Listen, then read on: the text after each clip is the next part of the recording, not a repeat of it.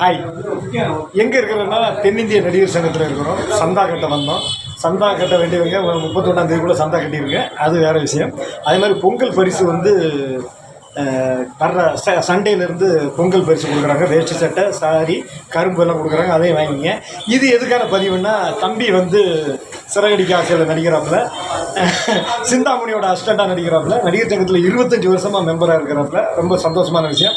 அவர் Kamal sir படம், Rajini sir படம், Ajith sir படம், விஜய் படத்தில் எல்லாமே நிறைய படம் நடிச்சிருக்கிறாரு. ஜூனியர் ஆர்டிஸ்ட் ஏஜென்ட்டாக இருந்திருக்கிறாரு. சங்கத்தில் தென்னிந்திய நடிகர் சங்க உறுப்பினர்களில் இவரை தெரியாதவங்க யாருமே இருக்காது. ஆனாலும் இவரை எல்லாருக்கும் இப்போ தெரிய ஆரம்பித்தது வந்து சிறகடிக்க ஆசைக்கு பிறகு தான். இப்போ எங்கே போனாலும் விட மாட்டேங்கிறாங்க. சிந்தாமணி எப்படி இருக்காங்க, சிந்தாமணி எப்படி இருக்காங்கன்னு கேட்குறாங்க.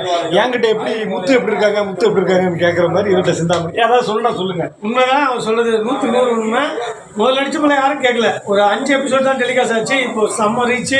ரொம்ப சந்தோஷமா இருக்கு. டைரக்டருக்கு நன்றி சொல்லுப்பா. டேரக்டர் குமரன் சாருக்கு ரொம்ப ரொம்ப நன்றி, மறக்க மாட்டேன். அதே மாதிரி பார்த்துக்கிட்டு இருக்க உங்களுக்கும் நெஞ்சார்ந்த இதயபூர்வ நன்றி. டாடா.